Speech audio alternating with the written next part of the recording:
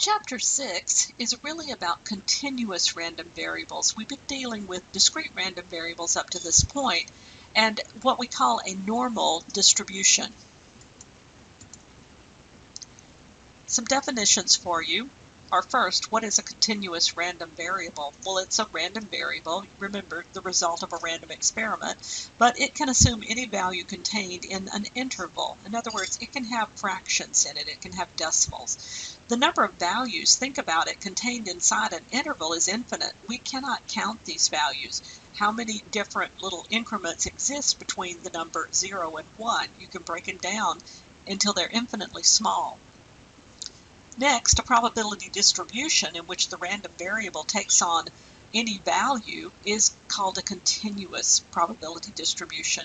Because there are infinite values that x could assume, the probability of x taking on any one specific value is always 0. Now think about this. If I give you an infinite number of choices, what's the probability of you selecting that one specific choice? Let me just give you an example that you can understand. If I say pick a number between 1 and 50 million,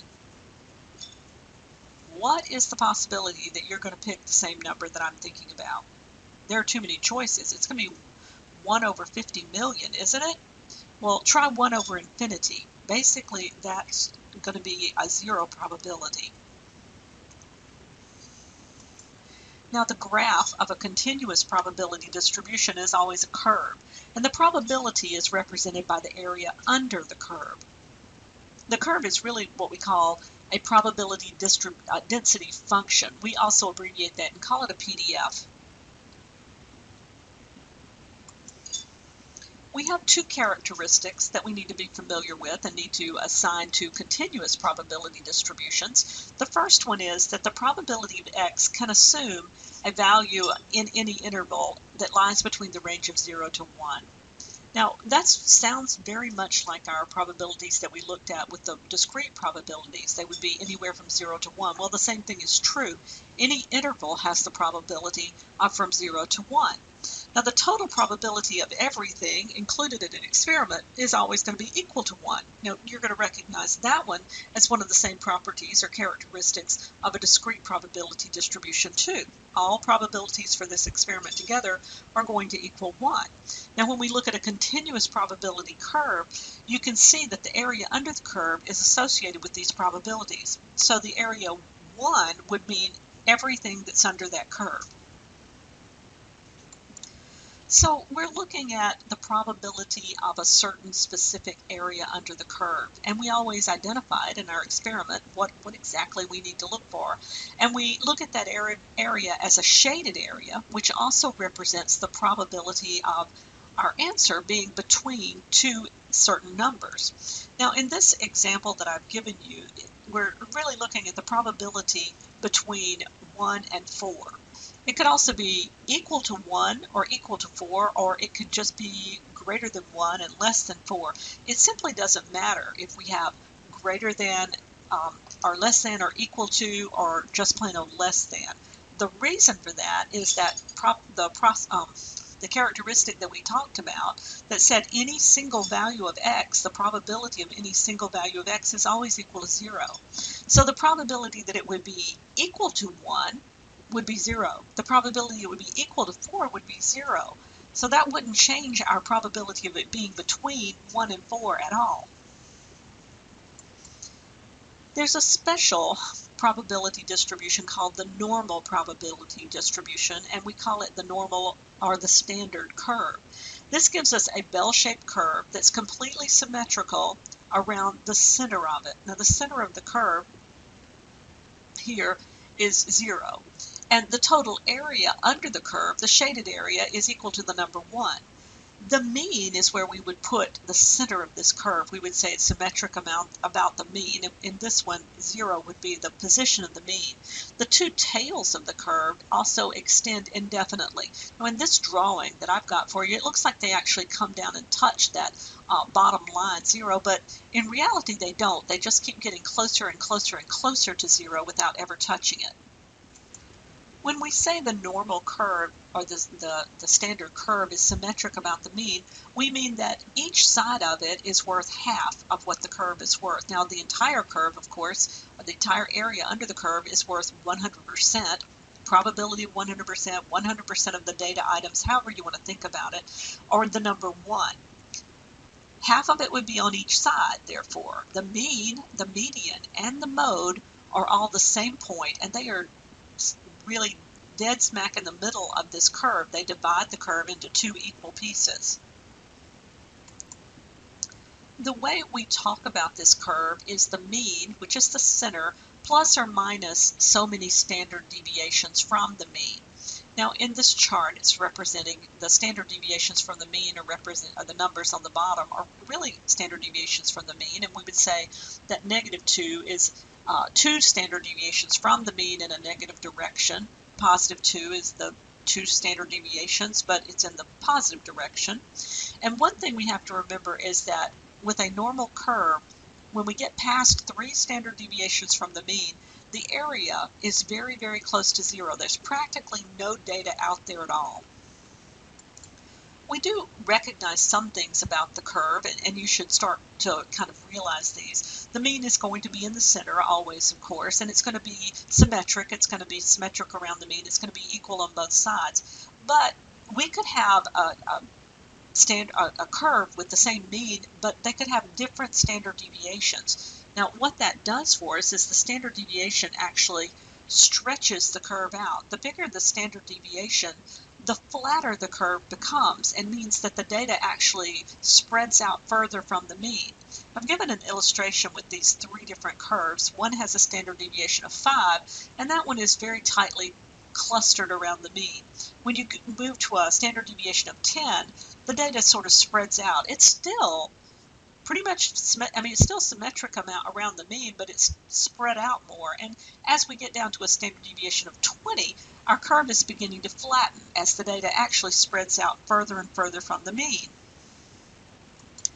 So what I would say about this particular picture is that normal curves that have the same mean but different standard deviations are in the same location, but they are shaped differently.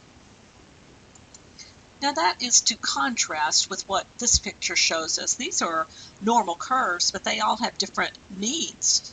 And maybe if they have different means, they actually have different standard deviations too. But I want you to think about it just a little bit. If I had the same standard deviation, I would have the exact same shape. So if I have the same standard deviation, my curve is shaped exactly the same. And if it had different means, it would just be located in a different place on this, so to speak, number line that I've got. So the answer you want for F is normal curves with different means but the same standard deviation are shaped the same, but they're in different locations. Now this picture represents different means and different standard deviations, doesn't it? We have a very specific distribution called the standard normal distribution, also called the bell curve. Now this is a standard curve with a normal distribution. It's evenly distributed around the mean, and it has a mean of 0. In other words, the center of this curve is 0, and it has a standard deviation equal to 1. This is what we call the perfect curve. It's the curve that we're going to learn to work with so that we can compare other data to it and be able to map it to this curve, and that way we'll be able to figure out probabilities based on the area. What we will use to calculate these probabilities are something called z-scores. Now z-scores are units that are marked on the horizontal axis of the standard normal curve, and what they represent is the standard deviations from the mean. So the z-scores and the standard deviations are exactly the same. They're synonymous. They give us a specific distance from the mean that our data item might fall.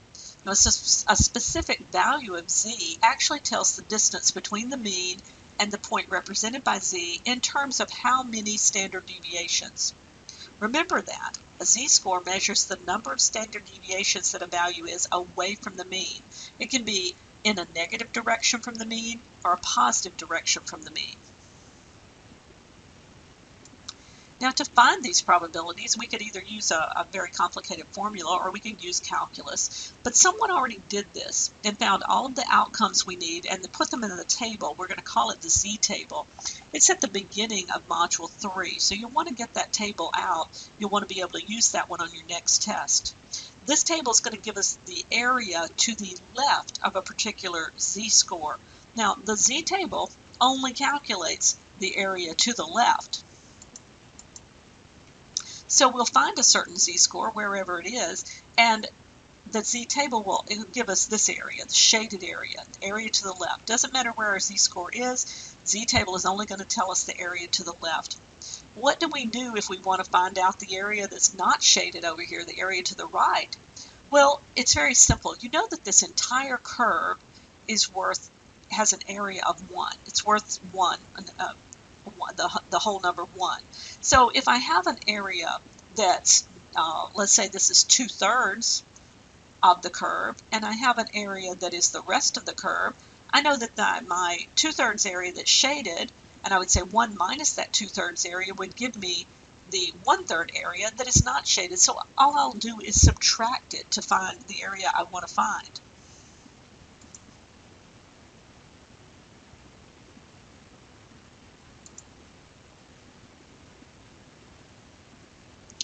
So let's take a look at the standard normal curve and look at an area to the left of a z of 1.95.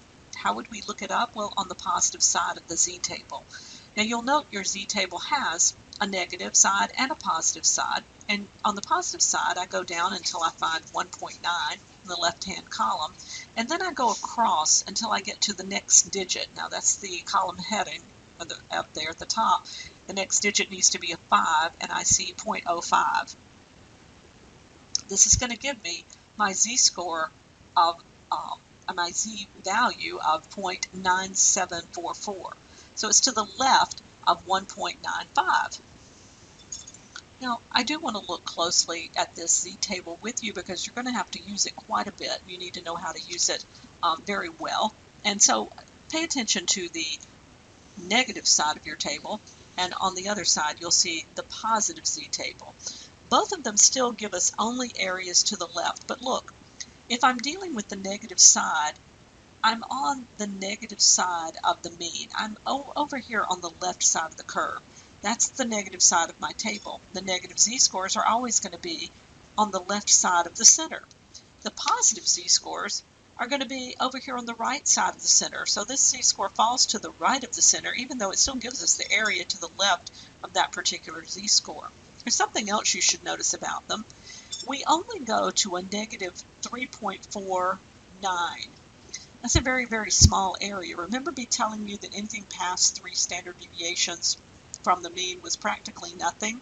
Well, this one takes it even a little further. It goes to a negative 3.49. And it also goes to a positive 3.49. Now, when I'm on the positive side of the table, of course the numbers are bigger. Every number on the positive side is bigger than half. Well, the reason for that is because every z-score on the positive side is over on the right-hand side of the curve. So if I go from over on the right-hand side and I say area all the way to the left, well, it's automatically going to have to include that half of the curve that's on the left.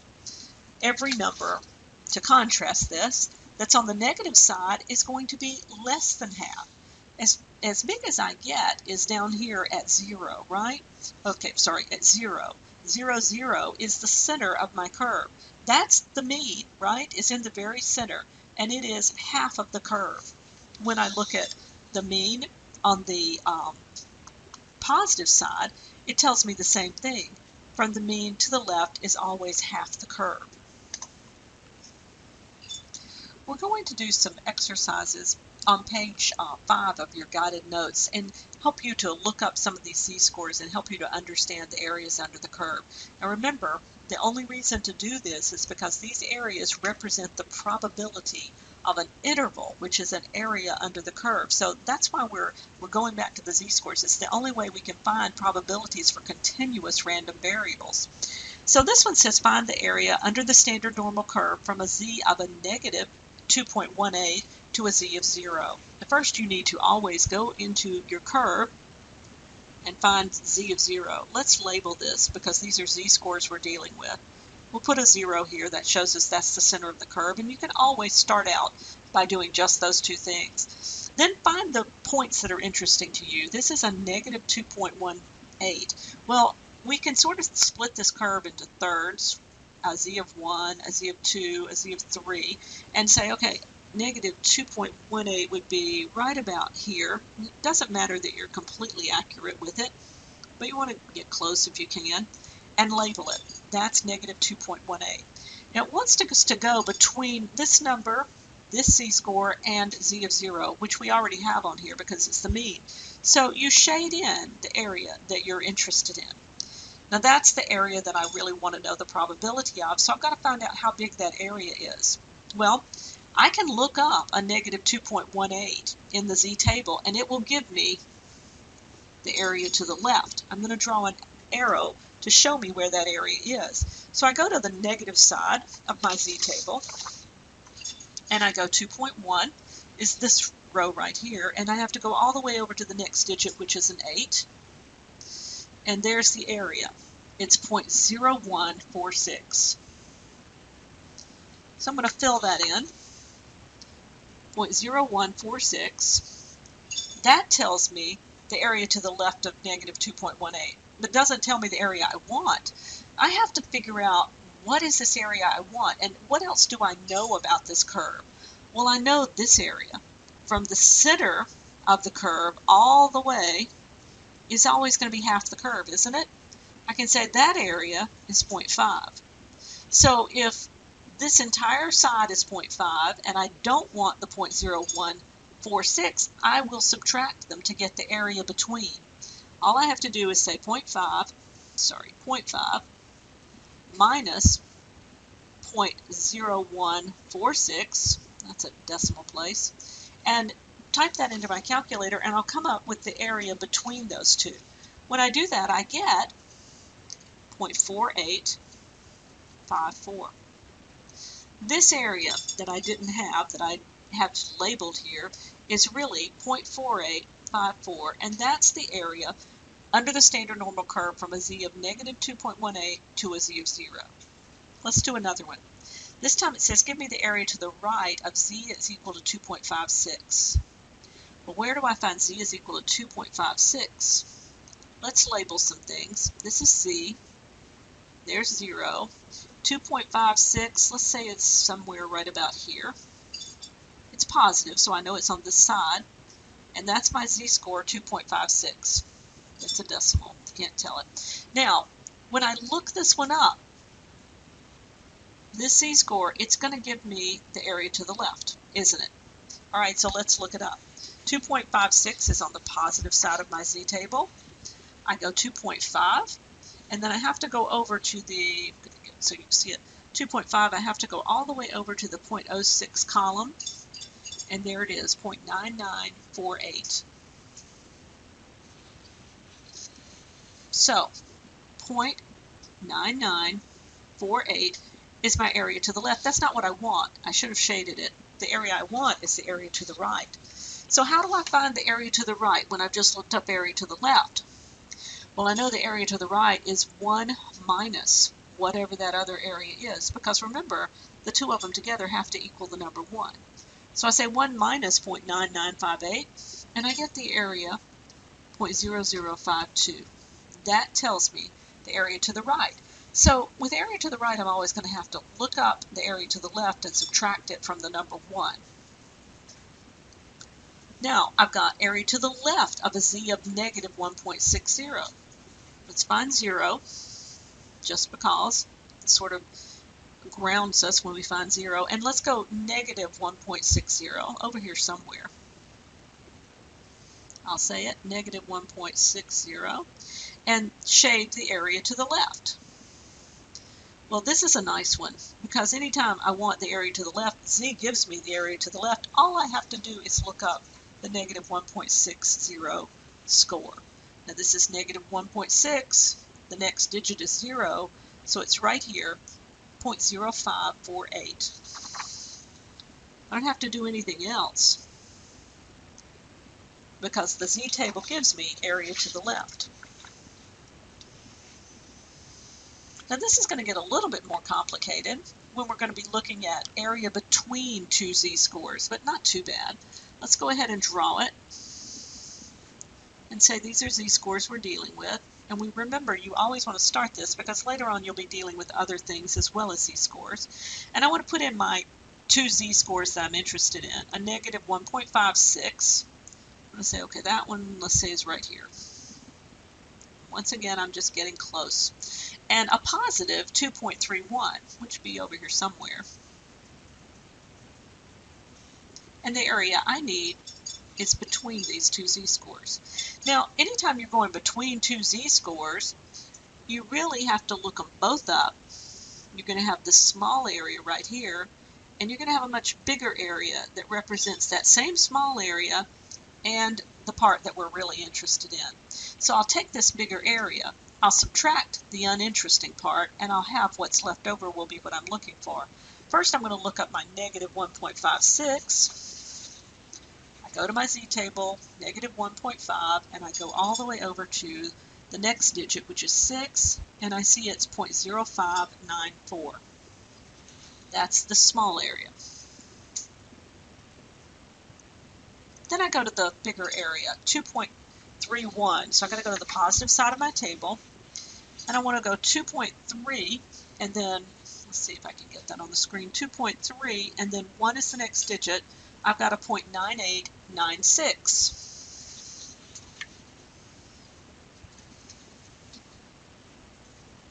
So how do I find the area between 0.9896 minus 0.0594, and I would do the subtraction, and I would find the area in between them is 0.9302. That's the area I'm interested in.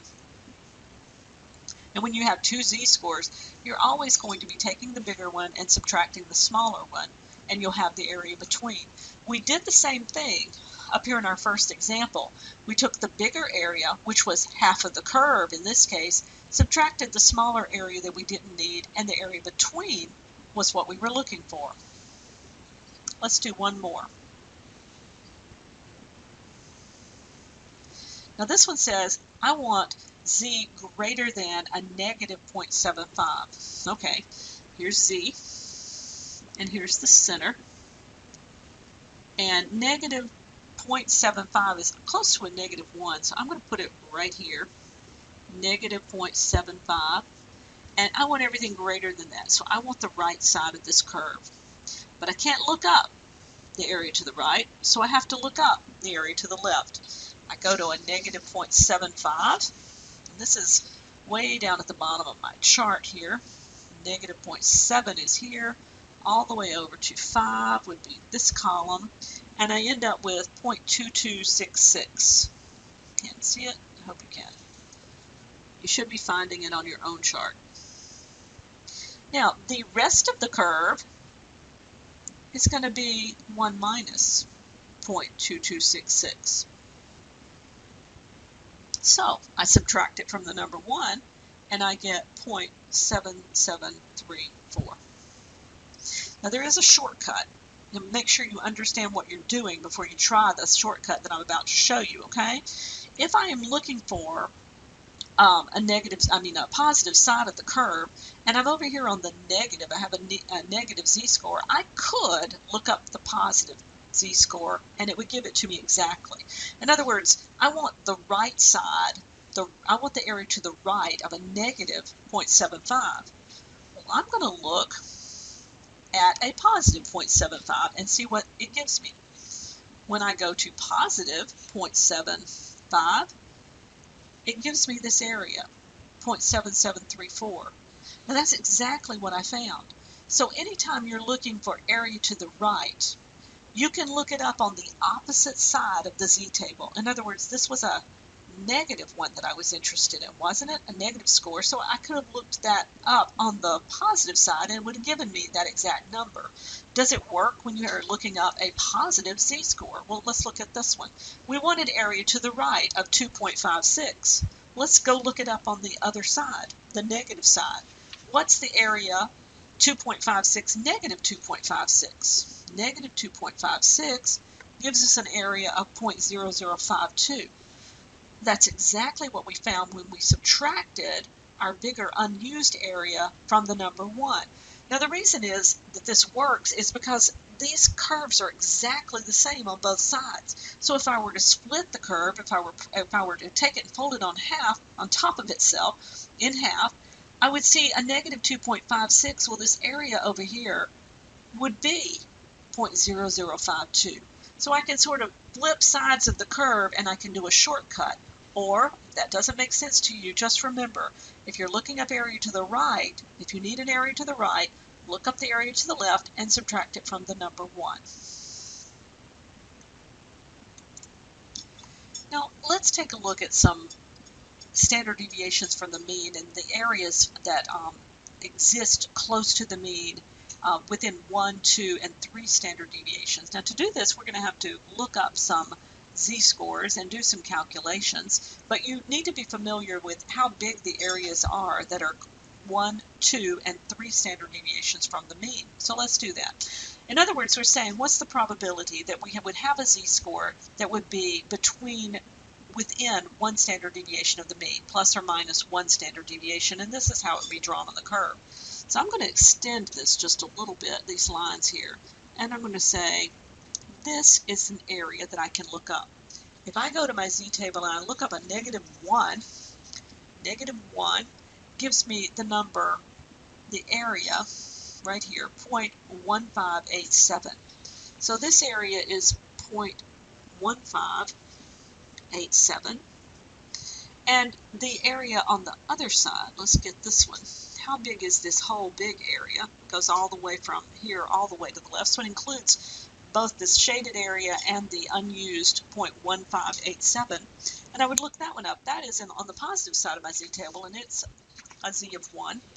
And I go back to a z of 1 here, and I find that it is 0.8413. So, how much is my shaded area? 8413.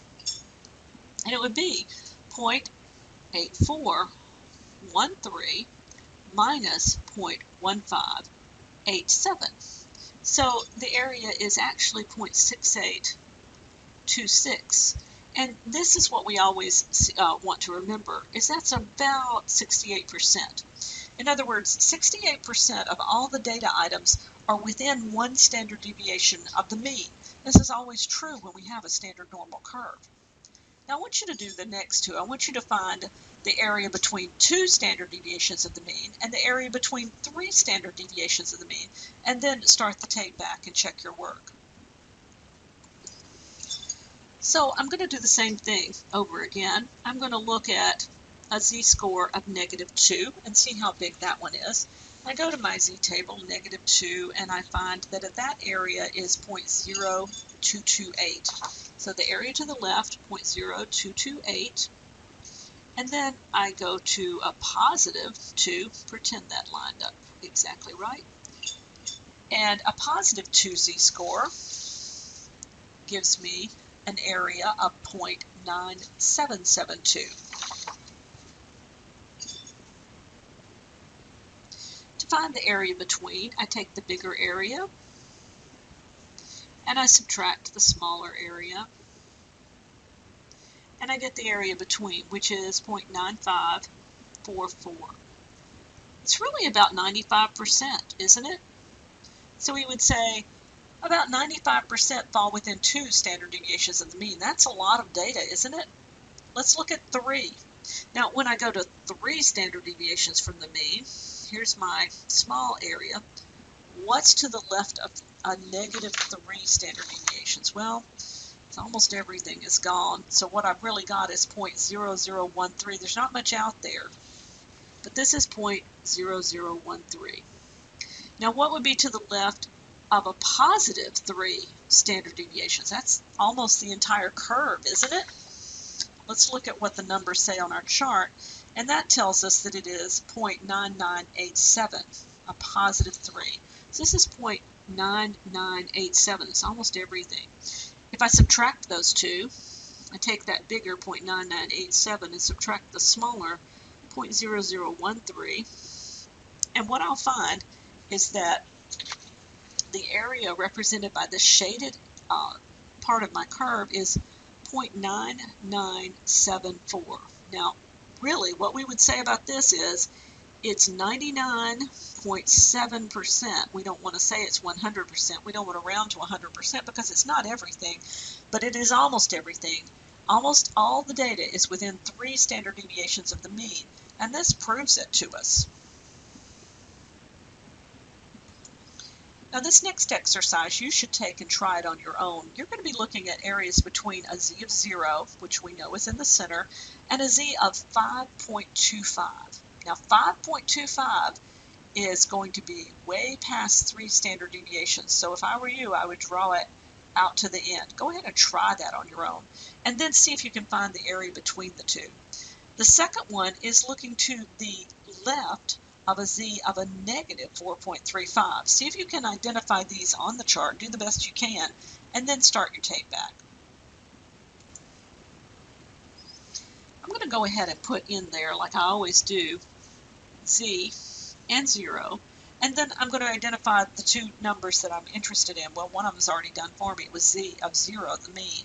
And now I want to find that 5.25. Well, like I told you, I would say 1, 2, 3 falls almost here. You can sort of see where it is in our previous example. So I'm going to go way out here, and I'm going to say 5.5 is off the charts.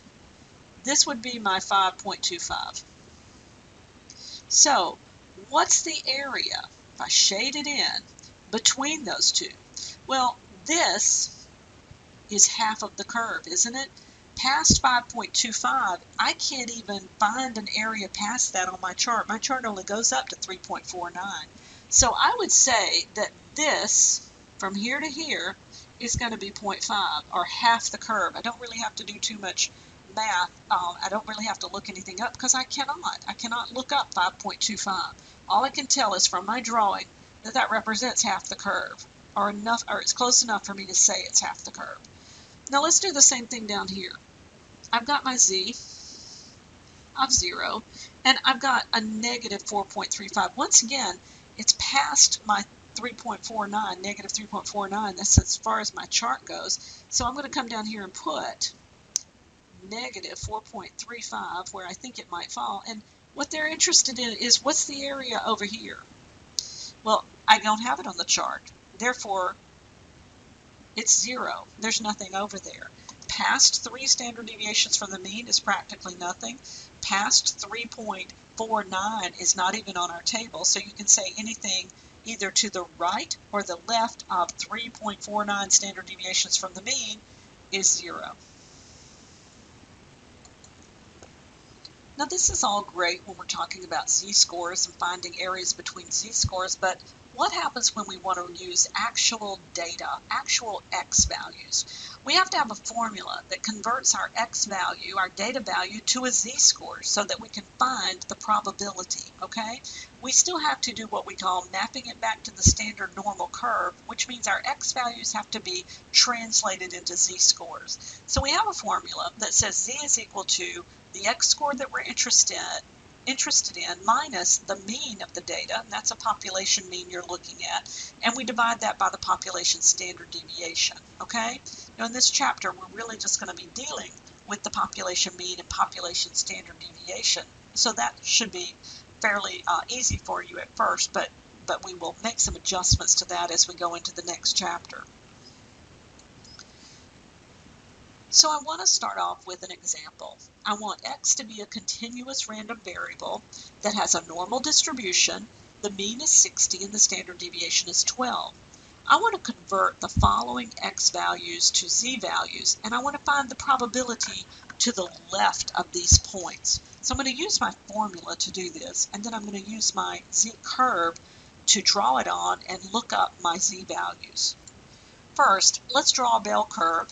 And it has a distribution with a mean of 60 and a standard deviation of 12.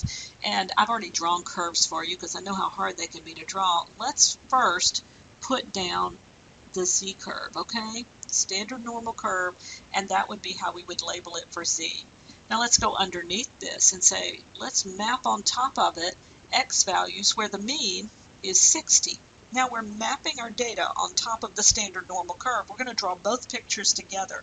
That way we'll be able to use the z-scores to look up the probabilities.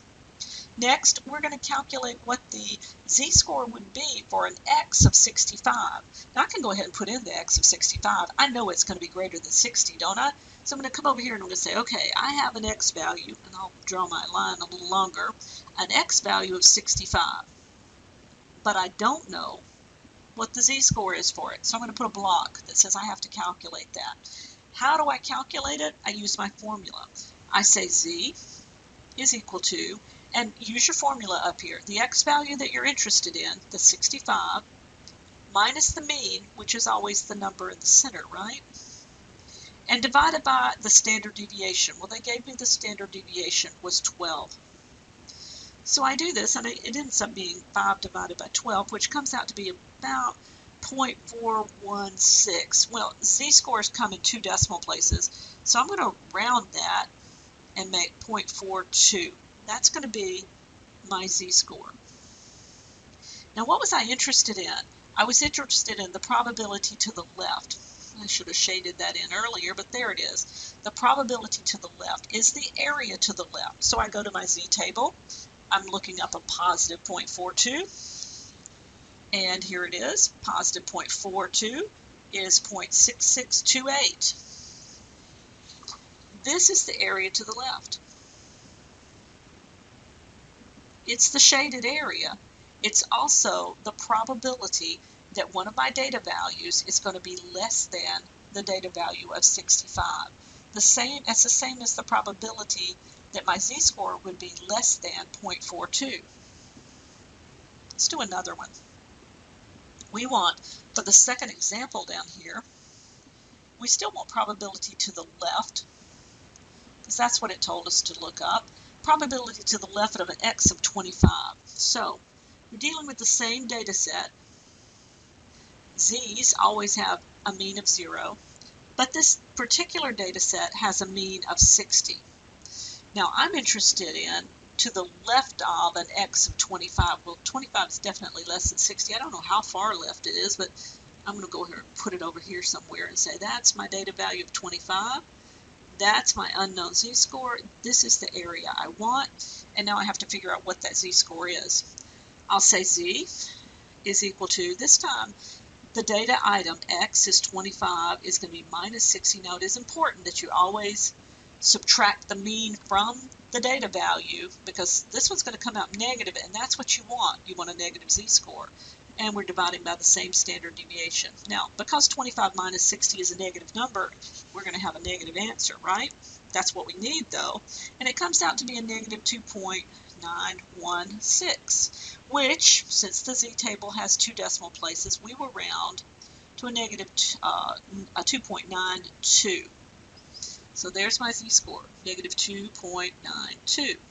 And I'm going to look up this area to the left. I go to the negative side of my z-table, and I look up 2.92, and I see that area is 0.0018. So that is my probability, 0.0018 probability that one of my data values would be less than 25. So it makes sense already, all of a sudden, that we can actually talk about probabilities of data instead of probabilities of z-scores. Let's keep working on page 8. I'll keep doing these examples with you because this can be kind of confusing, and I want to make sure you're actually drawing and labeling these curves correctly. That's very important. We're going to do things other than z-scores. We're going to add values that are not x values. You're going to need to make sure you draw and label everything just as I'm showing you. So this is x is another continuous random variable, normally distributed. This time the mean is 21. And the standard deviation is 3. And that's going to work for both of our first 2 examples here. Let's go ahead and put the curve with z. And let's go ahead and put our x value and a mean of 21 here. Now, we want the area between x is equal to 27 and x is equal to 31. Well, that's two different x values. If I put them on my curve over here, I'd say, well, let's say 27 is over here somewhere. It's bigger than 21. There's my unknown z. And where would the next one be? 31? It's got to be over here somewhere. I'm just going to make sure I give myself room to write it because I don't know where it is really. And I want the area between those two z-scores. So once I find the z-scores, I'll have to take them and look both of them up. I'll find their areas. Remember how we do this. And I'll take this bigger area and subtract the smaller area, and I'll have the area between, right? But first, let's calculate the z-scores. The first thing I've got to do is say z1. The first z-score is going to be my x value of 27 minus my mean of 21 divided by my standard deviation of 3. Now that's going to give me a z-score of 2.0 if you will. Let's do the second one. It's going to be an x value of 31 minus the mean of 21 divided by the standard deviation of 3. And that's going to give me a z-score of 3.33. Now, all I have to do is look up those two areas, subtract them from each other. They're both on the positive side of the curve. Let's see what 2.0 is. 2.0 is 0.9772. And 3.33 is going to be way down here, is going to be 0.9996. Make sure you're looking these up for yourself. Stop your tape so that I'm not rushing you, and then check your answers. How do you get the area between? You take 0.9996, which is the bigger area, subtract 0.9772, and you come up with whatever was in between the two of them. And I subtract them, I get an area of 0.0224. That's the area in between. That's also the probability that I would select a value out of this data set, and it would be between the values 27 and 31. Not just between the z-scores 2 and 3.33, which doesn't make sense when you tell people that, but between data values of 27 and 31. So if I'm talking about it, and these were ages, I would say, yeah, the age of my students fell between the probability that one of them was, that their age was between 27 and 31 was 2.24%. Let's do another one. Let's say between two other x values, an x of 12 and 25. Now you should be able to do this one by yourself, so stop the tape and then come back and check your work when you're finished. Here's my z-score, and I know I'm going to put x values below it. I'm using the same data set, so it has a mean of 21. I need a x value of 12, somewhere over here, I guess, with the unknown z. And I need an x value of 25, which is going to be, I'm going to put it somewhere over here. And there's the z I don't know, and I want the area between. So I have to calculate two z's. z1 is equal to the x of 12 minus the mean of 21 divided by the standard deviation of 3. That's a negative 3. z2 is 25, which is the x value, minus 21 divided by 3. And that's going to be 1.33, positive 1.33. So I'm going to look them up. On the negative side, I look up a negative 3 z-score, and I find it is 0.0013. So this area is 0.0013. On the positive side, I'm going to look up 1.33, and I find that area to be 0.9082.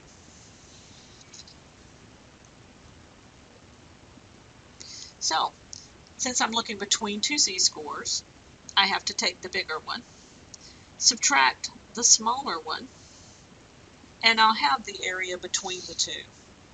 So the area between the two, in this case, is going to be 9069.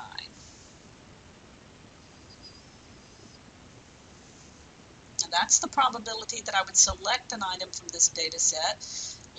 And it would be between an X value of 12 and an X value of 25. Most of the data is between those two values. 90.82% is between those two values.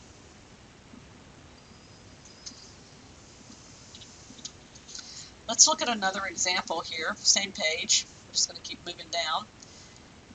And this says X is a continuous random variable with a normal distribution. The mean is 48 and the standard deviation is 6. First, draw your curve and let's label it Z's and X's because we have to use the Z table if we want probability.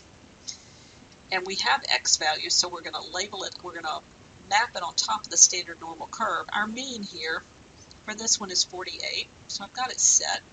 And I want the probability that my data value is between 22 and 41, and that equal doesn't add or subtract 1 bit from the probability, right? Because there's no probability that in a continuous random variable that you're ever going to find an X value that's equal to a certain number. So we just ignore that. We work it exactly the same way, whether it says less than or equal to. So I'm going to find 22 and 41. Well, they're both on this side of 48, so they're both on the negative side. I'm just going to label. I'll call this one 22, and I'll say this one's 41.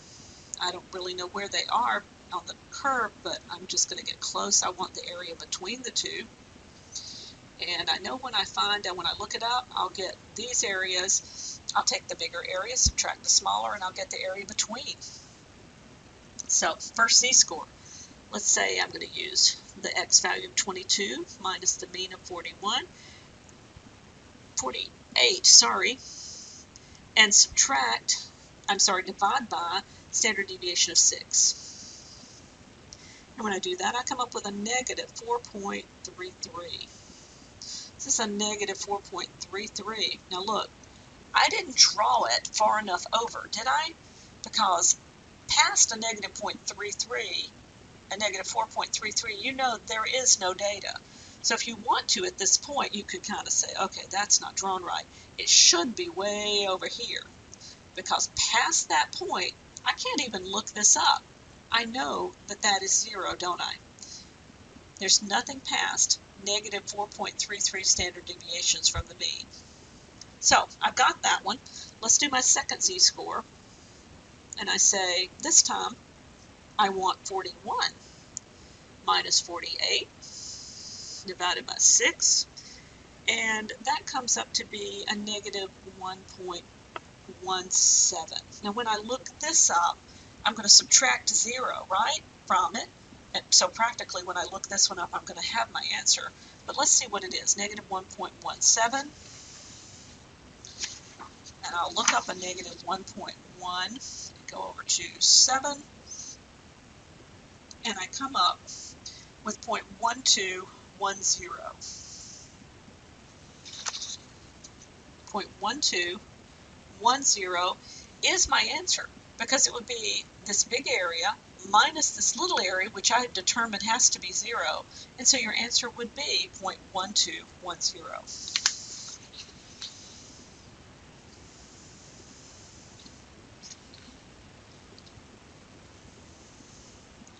Now let's take a continuous random variable that has a normal distribution with a mean of 78 and a standard deviation of 11 this time, and find the area from an X of 68 to an X of 140. Now, it's not written like a probability statement this time, but that's what it is. So here I go, my Z-scores and my X-scores. I'm going to say this is a center of 0 for the Z table, and the mean is 78 for my X data values, and I want to go between 68 and 140. So I'm going to say 68 is over here somewhere with the unknown Z, and 140, I don't know where it is, but it's probably pretty far over. I don't know how far over, but there's the unknown Z, and the area I want is the area between. So I'll find those Z-scores and I'll look them up. and figure out what my two areas are, and then I'll subtract the smaller one from the bigger one, just like I did before, okay? So Z1 is going to equal 68 minus 78 divided by, what was the standard deviation? 11. So really, that's going to be a negative 0.91. Now, let's try 140. 140 minus 78 divided by 11 gives me a Z of 5.64. Wow. So I drew it wrong, didn't I?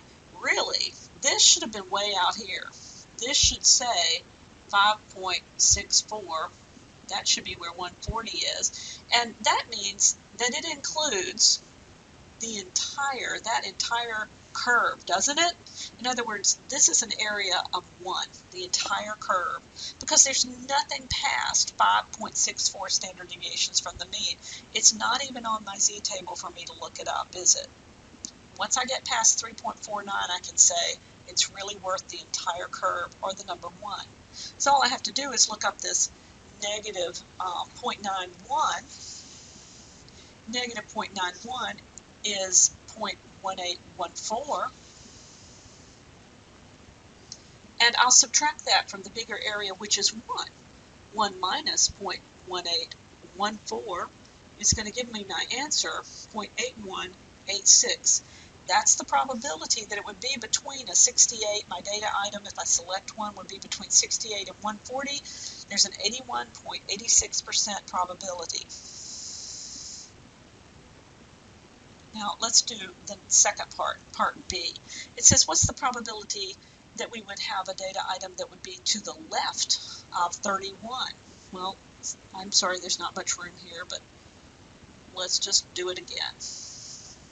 Same data set, so there's the mapping of it. And I need to find a data item of 31. It's over here somewhere. I'll put it here. And I want the area to the left, right here, right? So here's the Z-score. It would be 31 minus 78 divided by that standard deviation of 11, which gives me a negative 4.27. Once again, I drew it wrong, didn't I? I need to kind of move this over. In fact, I need to move it so far over that it's way over here. I would say that's my 31. And my Z is going to be a negative 4.27. Hopefully you're doing a better job of drawing it than you are. But what's to the left of a negative 4.27? 0.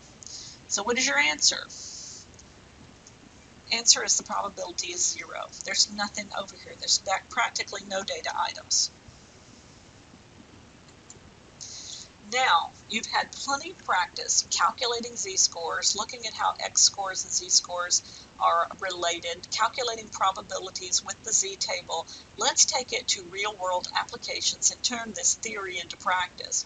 This is what most of your problems will begin to look like, is narratives that you have to interpret, in other words, word problems. So we have an example that is talks about orthopedic surgeon salaries in the United States, and the average for those salaries is $497,210. And we're going to suppose that that is consistent for all, it's normal for all, or in other words, for the population. That's going to be a population mean that we're looking at.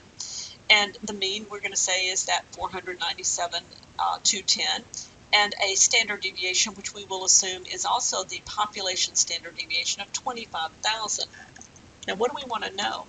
We want to know the probability that a randomly selected orthopedic surgeon would be between these two numbers. Okay, so the mean, which is the population mean, is equal to 497,210.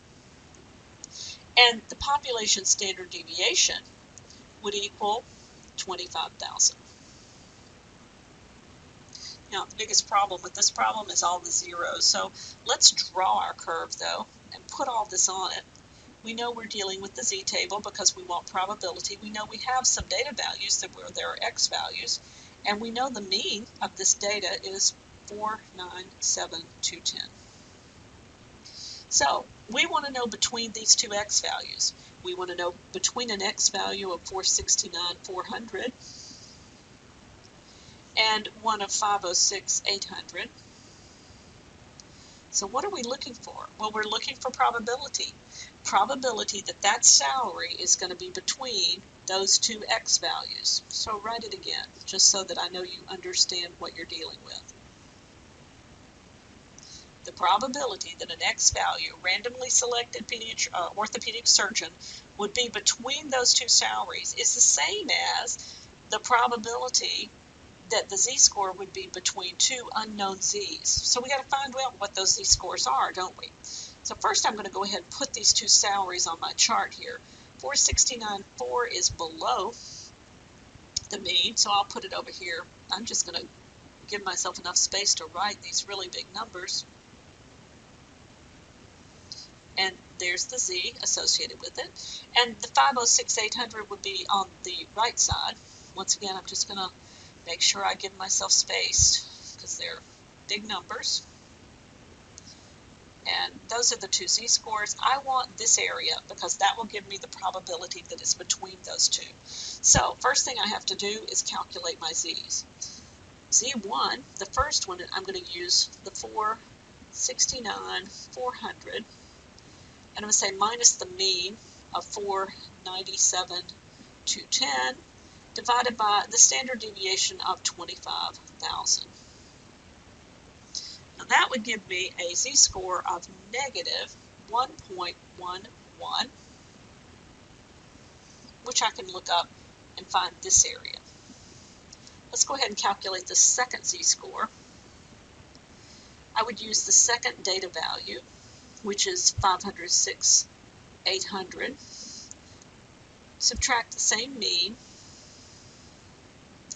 and divide by the same standard deviation.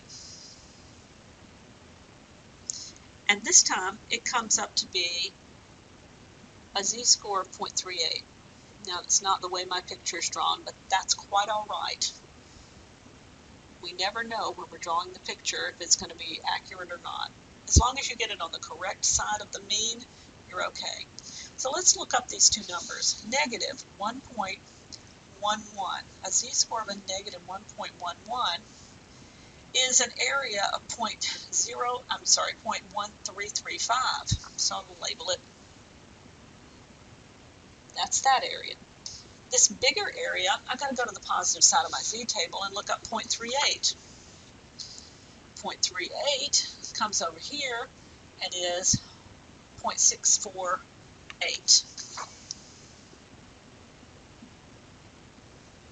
Okay, so the probability that the salary would be between 469,400 and 506,800 is the same as the probability that z would be between the two z-scores that I calculated.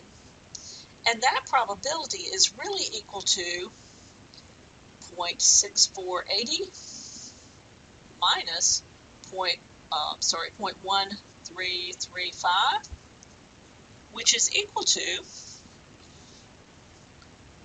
0.5145. So my answer, 0.5145, or, and let's get used to using percentages when we talk about them, because sometimes your questions will be asked as percents, 51.45%. In other words, 51.45% of all orthopedic surgeons have a salary between these two numbers that I was interested in, according to my data.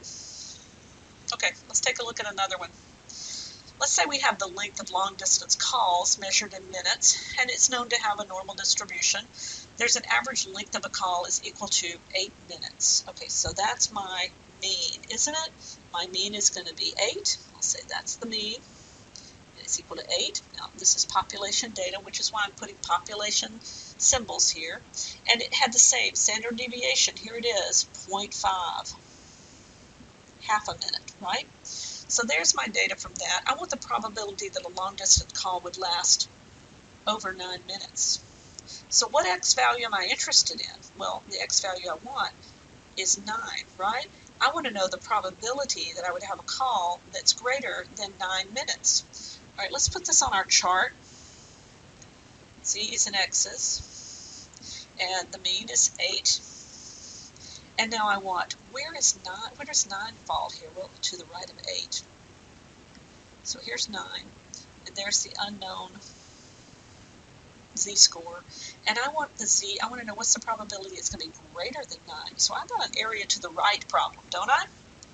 Now, once again, area to the right means I can look up the area to the left and subtract it from 1 to get this area to the right, or I can look it up on the opposite side of the z-table. Since this is going to be a positive z-score, I could just look up the mirror image over here on the left. I could look it up negative, and it would tell me that score exactly. That's your shortcut. But let's find out what the z-score is first. I want to take my data item, my x of 9, subtract the mean of 8, and divide by the standard deviation of 0.5. When I do that, I come up with a z of 2.0 or 2, okay? So if I look up the z of 2, I find that area is 0.9772. That's the area to the left, isn't it? This area is going to be 0.9772, 1 minus 0.9772, which is going to equal 0.0228. But what if I'd used the shortcut? What if I knew it was an area to the right problem, so I'm going to look it up on the wrong side of the table? I'm going to go to the opposite side. I'm going to go to the -2 and look it up.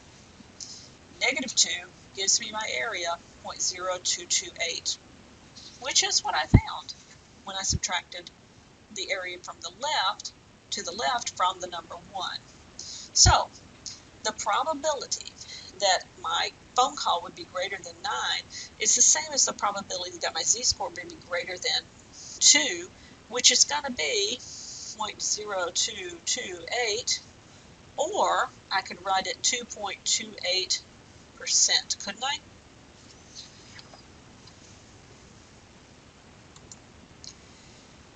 Now this problem, like I said, it's really been worked. These should be worked exactly the same way, and I've given you the solution to the first part, but hopefully you had a chance to try this before you see this solution. I do want you to note that I have taken out what we call trash in the problem. The 3 years up here is not necessary information, just extra stuff that sometimes you're given when you're given numbers in a problem. And your first job should be to identify things that are not used and take them out, like taking out trash. And then identify the mean and the standard deviation and draw your chart and calculate your 2 z-scores that you need, because we are trying to go with a probability between an x of 4.5 and an x of 5, as it asked us to do up here in our problem. And we calculate the z-scores. They're 0.31 and 0.69, and we look them up, these 2 areas, subtract the smaller one from the bigger one, and we get an area in between those of 0.1332. Our probability would therefore be 13.32%. Let's go ahead and do the next one. If you haven't stopped and done this, go ahead and finish it, the problem, or try to finish the problem before you listen to the solution. This one's going to ask me what percentage of the CD players last from 4.8 to 5.2 years. So some different X values that I'm dealing with. Let me see if I can move this up here. I have the same mean, 4.1, and the same standard deviation. I'll just write them again, and I'll also draw my curve here and label the mean. And then I'm going to calculate my 2 z-scores. And let's write it down first. I want to go between 4.8 years and 5.2 years. So I'm interested in the probability that the x value, the data value, would be between 4.8 and 5.2, which is the same as, let's find those z-scores. So I have to take the 4.8 and subtract my mean of 4.1, divide by the standard deviation of 1.3, I come up with a z-score of 0.54 here. I should have put this in on my chart, sorry. Let's go ahead and do that. 4.8 would of course be greater than 4.1, and we found that z-score already. It's 0.54, and 5.2 is greater than that even, and we haven't found the z-score, but we need the area between. Let's calculate the second z, and that's going to be 5.2 minus 4.1, divided by 1.3, and I get a z of 1.1. So the probability that I would be between these two data values is the same as the probability that I would be between these two z-scores. And I can look up the z-scores and find their areas to the left. So I go to the positive side of my table, I look up 0.54, and find this area is 0.7054. I look up 1.1, and I find this area is 0.8643. When I subtract those two, I say 0.8643 minus 0.7054, and I come up with an area of 0.1589, which is my probability, 15.89%. Now, we're going to use our z-table in an entirely different way. We're going to reverse the process here for just a minute, and we're going to see if we can find a corresponding value for z when the area under the curve is known, okay? So instead of knowing the z-score and looking up the area, this time I know the area and I need to look up the z-score. So let's kind of draw this out. I'm given this. The area to the left of z is 0.9929. Now, let's start out by labeling our z-score, our z-table just a little bit, our curve anyway. And if I have a really big area, bigger than half, the area to the left has to be over here on this right side, because 0.5 is all the way from the center to the left, and I have to come over here somewhere. I don't know where, but I'm going to say this area I've been given as 9929. That's that entire shaded area. But what I don't know is the z-score. I know it's on the positive side of my table, though, because of the way I had to draw my curve. It was bigger than half the curve, which pushed it over on the right side. So I'm going to look over here at my z-table, which I've given you an abbreviated view on that side, on that piece of paper, but I'm going to go to my positive z-table. I'm going to see how close I can get to this area, 0.9929. Now this is a little bit tricky. You're going to find yourself sort of searching for these numbers, and 0.99, I find 0.9918, 0.992, 0.9922. I know I'm going in the right direction, and all of a sudden I find it, 0.9929. So what's the score associated with it? It's 2.4, and then I have to go to the digit at the top, don't I? 2.4, and go all the way to the top, and it's a 5.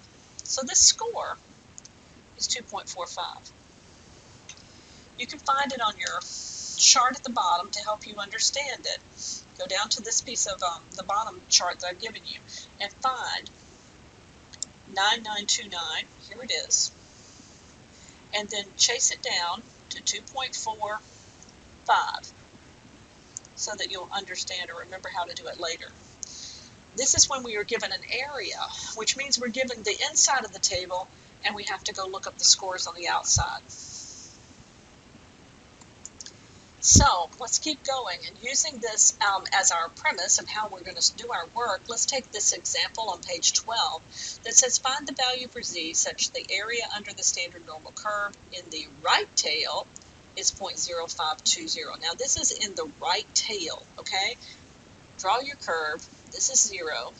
This is the z-table, the z-curve, and we want this area over here to the right to be less than half. So therefore I know that my z-score has to be on the right-hand side. It has to be positive. What do I know? I know this is 0.0520. But that's not the area I necessarily look up, is it? Because I could look it up, but I'd look it up on the negative side. That's the shortcut. I don't want to confuse anybody, so we're not going to even talk about that right now. What we're going to say is, what's the other side of the curve? This would be the rest of the curve, so it would be 1 minus my 0.0520, which would give me an area of 0.9480. Okay, the z-table, as I said, only gives you area to the left. So first we have to find the area to the left of z. And this area to the left of z is 0.948 or 9480. That's the area I get to look up on my z-table. That's the area I'm going to go to the positive side of my table because I know I've got a positive z-score and look up 0.948. Let's see if we can find it. 0.94. I'm here, right? 0.94 is right here. I've kind of come to the right row, I think. And I've got 0.9474, 0.9484. Where's 0.9480? It's not there. It would be in between these two numbers. So what do? Well, I want to find the closest value to it. I could use this value, or I could use this value as being the closest values to it. It's really kind of, I can choose either z-score is basically the bottom line. So I can go with 1.62, or I could go with the 1.63, or I could split the difference. I could say it's really between those two, so I'll add another decimal place. I'll say it's 1.62 and add a third decimal place, 5. You understand? So what am I saying? I'm going to say I'm looking up 0.9480 in the body of my table, and I want the value closest to the 0.9480. And that value would be either 0.9474 or 0.9484. I'm just letting you list them here so you can get back to what you've done if you don't remember. This is going to be your example to go back to later. So if I choose 0.9474, if I choose 0.9474, where is that one?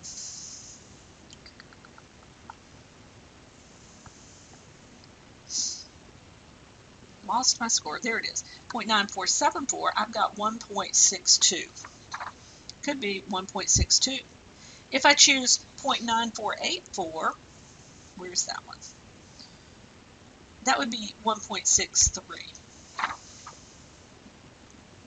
Or if I go between them, I would just add another decimal to the smaller one and say 0.1625. Any of those three would be correct, and you would be fine if you used them in your calculations. Now page 13 is going to give you some practice. I want you to find the following z-scores given this information. And you're given different information that you're going to have to draw and label on your curve and then see if you can figure it out. Try these 4 problems before you start your tape back.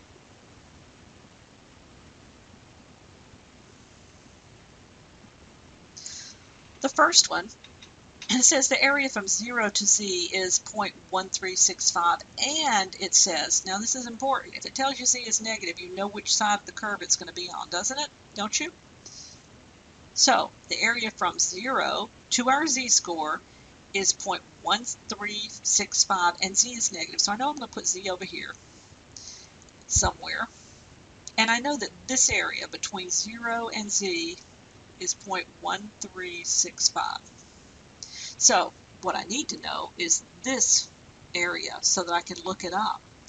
I know that this area, the big area, I know what half of the curve is. It's 0.5. So my area right here is going to be 0.5 minus the 0.1365, which is going to give me 0.3635. That's the area I can look up. I go to my z-table. It's going to be on the negative side of it, so I look on the negative z-table and look for 0.3635. See how close I can get to 0.3635. I'm hoping I'll find it exactly, but you never know. 0.3635 is, well, that's really, really close, isn't it? In fact, it's so close that I'm just going to use that number. I'm going to say it's a negative 3, a negative 0.3, and go to the top of that one, and it's a 5. So I'll say it's a negative 0.35 is my z-score. Let's try the second one. The area between 0 and z is given to me as again. Well, here's 0. And the z I'm interested in is positive, so it's over here somewhere. And this area is given to me between 0 and that z-score. It's 0.3520. Now, I can't look that one up, but I know that from here to the end is 0.5, don't I? So what is the one associated with my z-score? This entire area is going to be both of those together. 0.3520 plus 0.5 or 0.8520. That's what I'm going to look up. I'm on the positive side of the table, and I'm looking for 0.852. 0.852, 0.84, there's 0.84, and I say 0.85, oops, it's not there, is it? But it's between these two. It's between 0.8508 and 0.8531, and I'm going to split the difference with this one and add another decimal place. I'm going to go 1.04 and add another decimal place of 5. I'm going to call this one 1.04 and 5. So I'll put that down as 1.045.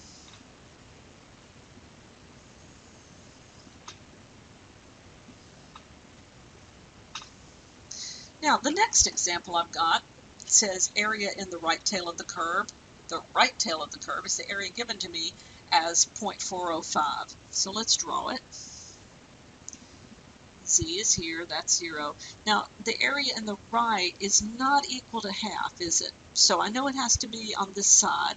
It's going to be close to that because this area that was given to me here is 0.4050.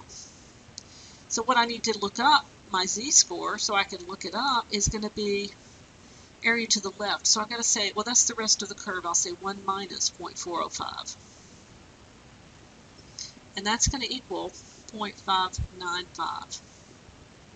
So the area I'm going to look up, positive side of my z-table, is 0.595. It's going to be up here somewhere, 0.595.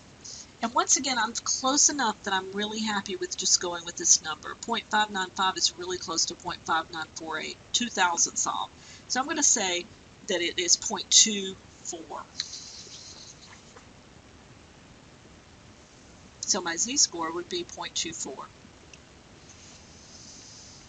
Next, area in the right tail of the curve is 0.5050. Okay. You've got to really pay attention. If the right tail is bigger than half, then that means it has to be over here on the left side. Because of this area that they gave me has to be more than half the curve. So, that's what they gave me. That's my unknown z. This area is the area I have to look up, so I'll have to subtract it from 1. The one I know I'll have to subtract from 1. And I come up with my area that I can look up, which is 0.4950. I'm going to be on the left side of the curve, so I'm on the negative side of the table. 0.495. See if I can find this one. 0.4950. Well, here it is. It's really close to 0.496, isn't it? And that's a negative 0.0, and that column is 1. Negative 0.01. Negative 0.01. Be careful about your decimal places because this will really trip you up. Now, there's no way that you can just watch this tape and assume that you know how to do it from me doing it. You're going to have to try these. If you didn't get them the first time, I'm going to suggest that you stop your tape, and now that you watched me work them, that you work them all again and make sure you can look up the z-scores from the areas. Now, let's put together all that we've learned on page 14 and look at some applications. I've got a problem that I want to kind of start out with and tell you that what we know is the population mean and standard deviation. And we also know the z-score, okay? If we know those, we can solve for x. We can solve for the unknown x by switching around the formula a little bit. We know the z-score, we know the population mean and standard deviation. Well, those are 3 of the 4 components in our z-score formula. So if we just change the formula a little bit, if we just solve for x instead of z, we'll see that x is going to equal the mean plus z times the standard deviation. So now if you know 3 of the pieces, you can always find out what the x value is. That's kind of handy, and it'll come in as our final part of working these problems. Here's our exercise. Average SAT scores for Florida students is normally distributed. The mean is 1017 and the standard deviation is 190. We want to find the value for x such that the area under the curve to the right of x is 0.4. Well, they didn't tell us the z-score, but they gave us a way to find it. They told me that the area under the curve to the right of x was 0.4. So I have to use what I learned in the last part, the last section, and I have to see if I can figure out what that area is. Now I'm going to come down here and just label everything that I know. I know the mean, so I can go ahead and put that in. I know the x value is over here because the area to the right is 0.4, which is less than half, isn't it? So they've given me this area to the right as 0.4. I don't know the z-score, and I don't know the x value. This time I don't know either one. But I have a way to find that z-score because they gave me the area. If this area is 0.4, then the area to the left is 1 minus 0.4, or 0.6. I can use that area to look up the z-score. So I go to the right side of my table, I go and look up 0.6, and I see where as close as I can get, because I'm pretty sure I'm not going to find 0.6 exactly, but I'm getting really, really close. And I'm going to come up here. I'm really kind of between these two z-scores, right? And they are 0.25 and 0.26, and I'm going to split the difference with another decimal. You could choose 0.25 or 0.26 or do what I'm doing right now, and either would work, but I'm going to go between them because it's sort of equally divided. I mean, it's a distance from both of them. So I'll say 0.255 is my z-score. So I know z, 0.255. Now I can use my new formula to find x. So x this time is going to equal the mean. I was given the mean plus the z-score that I know is 0.255 times the standard deviation that I was given, 190. And I'll plug this into my formula, my calculator, and I'll calculate an x value of 1065.45. So what is that x score, x value? The data value is 1065.45. I'll put it down here just so we have a complete picture.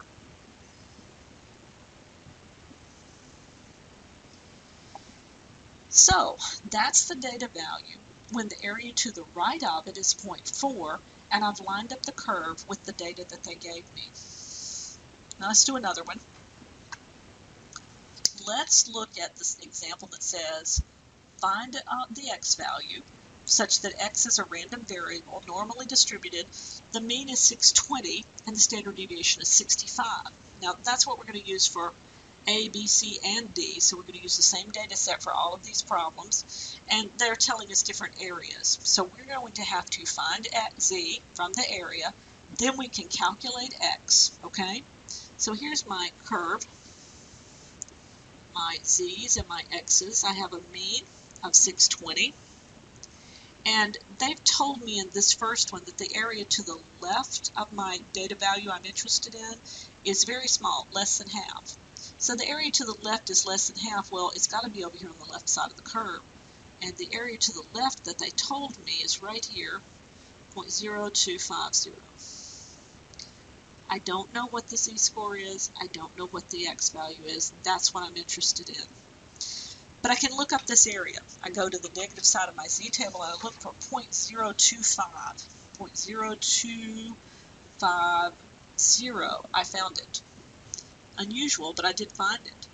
It is a negative 1.96. So I know my z, negative 1.96. I can use my formula, my new formula, and I can calculate using the mean of 620. And I say plus, well, this is a negative z, that's real important, negative 1.96 times the standard deviation, which is 65. And I come up with a calculation that gives me an x value of 492.6. I'll go ahead and put it on my curve. Okay, let's do another one. We know that the area to the right of x is 0.9345. Well, that's big. It's more than half, right? So let's say this is the halfway point. This is my z-scores and my x values. The area to the right of this point that I'm interested in is bigger than half. So that means area to the right's got to be almost the whole curve. I'm going to put it right here. I don't know the z, and I don't know the x.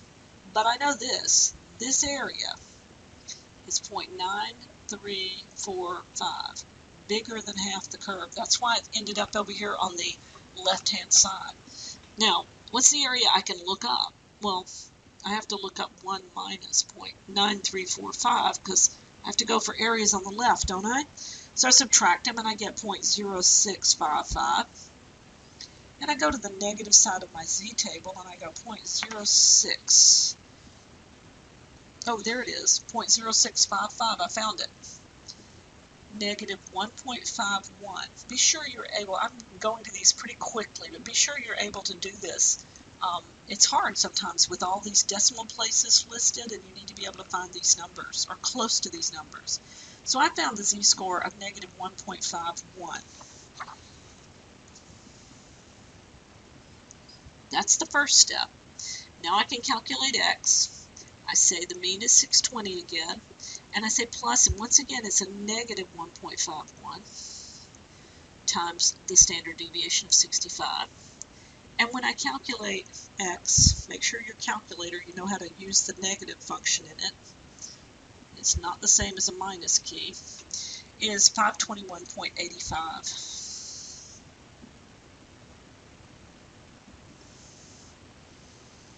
Okay, part C. This time, it says the area between the mean and x is 0.2700, and it says x is less than the mean. So let's go ahead and draw this out with 0, with z and x, and the mean, which I forgot to put in my last problem, so let me go back and fix that. The mean of 620, and it says the area between the mean, which is here, and x is 0.27, and x is less than the mean, so it's going to be over here on this side. And the area is going to be 0.27. I don't know where that is, but I know it's got to be on this side, and I know they gave me this area, 0.2700, right? Now, this is the unknown z, and this is the unknown x, and this area right here is the area I need. But what do I know? Well, all I know is, okay, half the curve, right? I know half the curve is a 0.5.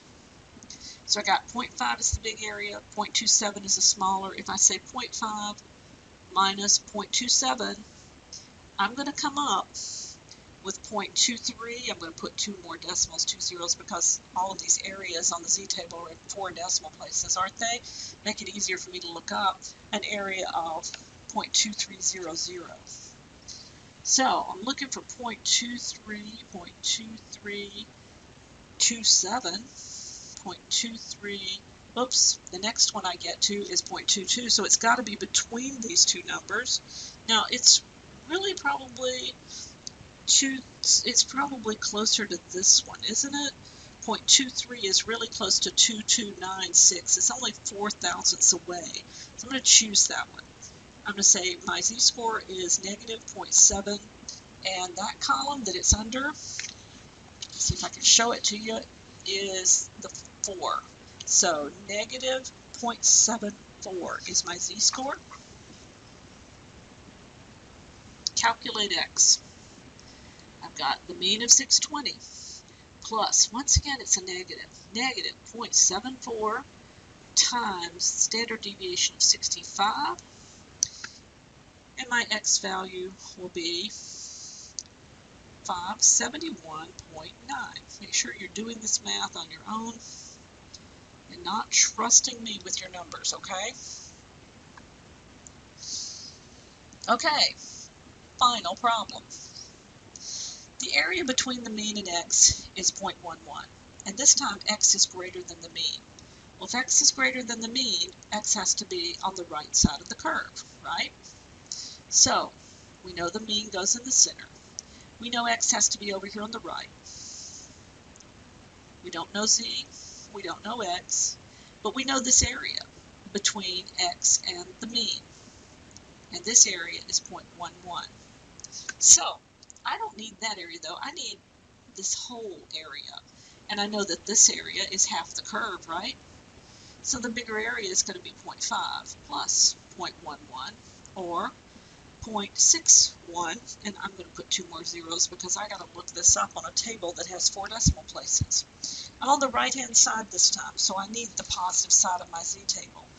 0.6100. Let's see how close I can get to that one. I've got 0.6103, and that's pretty close. I would choose 0.6103 and say that my z-score is 0.28. So this is going to be a 0.28. And calculate x by saying I need to use the mean of 620 plus, and this time it's a positive, 0.28 times that same standard deviation of 65. And I come up with an x score this time of 638.2. Now, I want you to pay attention to something. The reason we are going through this trouble of drawing and labeling these curves is to help you check yourself. First of all, it helps you to draw a picture, to identify what they told you in the problem and what you have to find. But it also helps you check yourself. Look, in C, when I had a negative z-score, that was correct. It ended up on the negative side of my table, and I could sort of say, yeah, that looks right. And when I calculated the x value, it was less than the mean, and it should have been, because over here on the left-hand side, it would be less than 620. The opposite happened when I did problem D, didn't it? My z-score came out to be positive, and my x value came out to be greater than the 620 mean. And that's just a really good indicator that I'm at least on the right track. That's very important when you're working these problems. Once again, make sure you are working these problems completely. I mean, there's a lot of practice that you can give yourself by stopping now and going back and redoing any work that you had to use me to help you on. Make sure that you're prepared before you go on to Chapter 7.